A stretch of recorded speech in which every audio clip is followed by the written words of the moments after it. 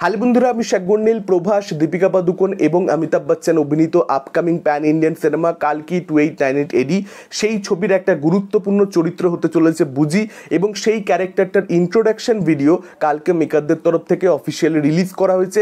একটা লঞ্চ ইভেন্টও করা হয়েছে বিশাল বড় করে মেকারদের তরফ থেকে। এখন কেমন হলো এই পার্টিকুলার ভিডিওটা দেখুন। এই ভিডিওটার মধ্যে আমরা ভৈরবা অর্থাৎ প্রভাসের যে ক্যারেক্টারটা এবং তার লয়াল সাইডকিক বুজি, এই দুজনের মধ্যে সম্পর্কটা কেমন হতে চলেছে ছবিতে সেটার একটা আভাস পাচ্ছি বা বুজির ব্যাপারেও জানতে পারছি। এখানে বুজি যে সে বেসিক্যালি একটা রোবট এবং তার একটা বডি তৈরি করা হচ্ছে, এই ধরনের একটা ভিডিও কয়েকদিন আগে মেকারদের তরফ থেকে রিলিজ করা হয়েছিল 2.5 মিনিটের থেকে সামান্য কম। সেই ভিডিওটা যদি আপনারা দেখেন, সেই ভিডিওটা কিন্তু খুবই ফান টাইপের একটা ভিডিও। মানে সেখানে আমরা দেখতে পাচ্ছি বুজির বডি তৈরি করা হচ্ছে। এবার যারা বডি তৈরি করছে তারা ডেডলাইন মেনটেন করছে না, তারা সবাই লেট করছে। ডিরেক্টরের কাছে বুঝি গেছে অভিযোগ জানাবে বলে, এদিকে ডিরেক্টর তো নিজেই ডেডলাইন মেনটেন করতে পারেনি। যে সময় প্রাথমিকভাবে ছবিটা রিলিজ করবার কথা ছিল, ছবিটা রিলিজ করছে তার অনেকটাই পরে। তো সেটাকে নিয়ে একটা কমেডি, লাস্টে স্লোমো নিয়ে একটা জোক রয়েছে, সেই জায়গাগুলো কিন্তু মজা পাওয়া যায়। যে কারণে মনে হচ্ছিল যে এই ক্যারেক্টার ইন্ট্রোডাকশনের যে ভিডিওটা রিলিজ করা হবে, অর্থাৎ গতকাল যেটা মুক্তি পেয়েছে, সেটা খুব এন্টারটেনিং কিছু হবে, মজাদার কিছু হবে, আমার আগে থেকেই মনে হচ্ছিল। আর কালকে যে ভিডিওটা সত্যিকারে রিলিজ করা হয়েছে, ক্যারেক্টার ইন্ট্রোডাকশন ভিডিও বুজির, ভৈরবা ক্রস বুজি, সেই ভিডিওটা কিন্তু সত্যিকারের মজাদার। মানে সেটার মধ্যে কিন্তু একটা ফান রয়েছে। বুজির সঙ্গে ভৈরবার যে সম্পর্কটা আমরা দেখতে পাচ্ছি, যে ইকুয়েশনটা দেখতে পাচ্ছি, সেটা কিন্তু দর্শককে হলে বসে মজা দেবে, এন্টারটেন করবে। ছবিটা শুধুমাত্র একটা mythology based intense action drama হবে না, ডেফিনেটলি এক টাইম সেটা হবে, কিন্তু তাছাড়া ছবির মধ্যে বেশ কিছু জায়গাতে একটা কমেডিও কিন্তু থাকবে। দর্শককে কিন্তু একটুখানি মজাও দেওয়া হবে, যেটা ডেফিনেটলি ওয়াইডার অডিয়েন্সের জন্য মানে আপিলিং হয়ে যাবে ছবিটা। বক্স অফিসের ক্ষেত্রে ছবিটা একটা বেনিফিশিয়াল জায়গাতে থাকবে। ভালো কমেডি সবসময় বিকোয়। আর যদি আপনারা দেখেন, বুজিকে কিন্তু একটা ক্যারেক্টার হিসেবে ট্রিট করা হয়েছে।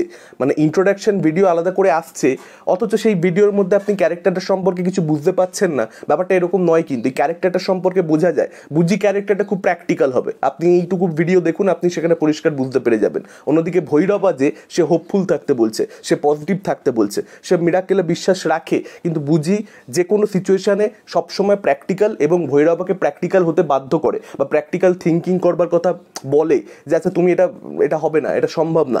তো সেই যে ক্যারেক্টার দুটোর মধ্যে ভৈরবা তার সাইড কিক বুজি, তাদের মধ্যে যে ডিফারেন্সটা, সেটা কিন্তু ইন্টারেস্টিং। এই যে ইকুয়েশনটা, সেটা কিন্তু ইন্টারেস্টিং। মানে শুধুমাত্র ব্যাপারটা ফানের জন্য নয় বা কমেডির জন্য নয়, এটা কিন্তু সিরিয়াস ওয়েতেও ইউজ করা যেতে পারে ছবির মধ্যে। কে বলতে পারে যে বুজি ক্যারেক্টারটাকে শুধুমাত্র অ্যাকশন বা কমেডির জন্য নয়, তার সঙ্গে সঙ্গে অডিয়েন্সকে ইমোশনাল করবার জন্য ইউজ করা হলো। ছবির ক্লাইম্যাক্স এরকমটা হতেই পারে যে বুজি নিজের ওনার প্রভাসের ক্যারেক্টার, ভৈরবার কথা বলছি, তার জন্য প্রাণ বলিদান দিল। হতেই পারে তাকে বাঁচানোর জন্য বুজি মরে গেল নিজে থেকে। এবার সেটা কিন্তু দর্শককে যথেষ্ট হন্ট করবে, হার্ট করবে। সেই জিনিসটা হবে তখনই যখন বুজি আর ভৈরবার সম্পর্কটাকে খুব সুন্দরভাবে লেখা হবে, দর্শক ইনভেস্টেড হতে পারবে এই সম্পর্কটার মধ্যে। সেটা হবে কি হবে না, সেটা আমরা ছবিটা দেখলে বুঝতে পারবো। ক্রেডিট দিতে হবে কীর্তি সুরেশকে, কারণ বুজি ক্যারেক্টারটা ভয়েস ওভারের কাজ সেই করেছে, ব্যাকগ্রাউন্ড মিউজিকের কাজ খুব স্মার্ট, বিশেষ করে টিজারটা শেষ ভাগটায় আশা করবো সেরকম স্মার্ট বিজিএমের কাজ গোটা ছবি জুড়েই দেখতে পাবো।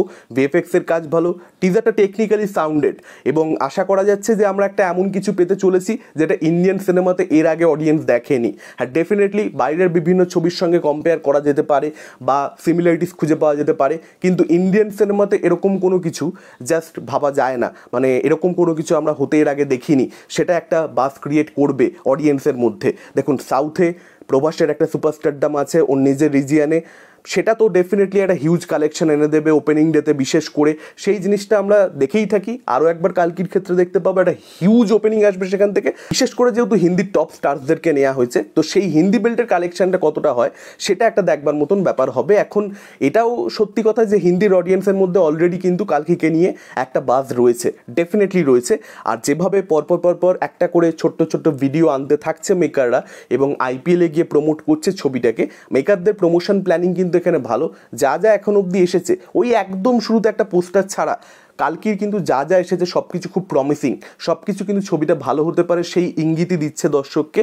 ডেফিনেটলি এই ছবিটার ট্রেলার যদি একবার ধামাকাদার হয়ে যায়, তাহলে কিন্তু হিন্দি বেল্টের কালেকশানটাও দেখবেন বেশ ভালো কিছু হবে। প্রভাস কিন্তু দেখিয়ে দিয়েছে যে হিন্দি বেল্টেও সে বড় কালেকশন আনতে পারে এবং সেটা কালকির ক্ষেত্রেও হতে পারে। এখন বড় কালেকশানই শেষ কথা নয়, ওপেনিং ডে কালেকশন আদিপুরুষেরও হিন্দি বেল্টে দারুণ ছিল, কিন্তু ছবিটা ধপাস করে পড়ে যায় কারণ ছবিটার কোয়ালিটি ভালো ছিল না। তো কালকিকে ছবি হিসেবে ভালো হতে হবে। পুরো দায়িত্ব নাগ অশ্বিনের ওপরে, দেখা যাক সেই দায়িত্ব নাগ অশ্বিন কতটা সাকসেসফুলি পালন করতে পেরেছেন। আমার এই বুঝি টিজারটা ভালো লেগেছে, আপনাদের কীরকম কী লেগেছে ডেফিনেটলি আপনারা সেটা আমাদের কমেন্ট করে জানাতে পারেন। এই ভিডিওটা ভালো লাগলে লাইক করতে পারেন, শেয়ার করতে পারেন। আমাদের চ্যানেল নতুন হলে চ্যানেলটাকে অবশ্যই সাবস্ক্রাইব করতে পারেন।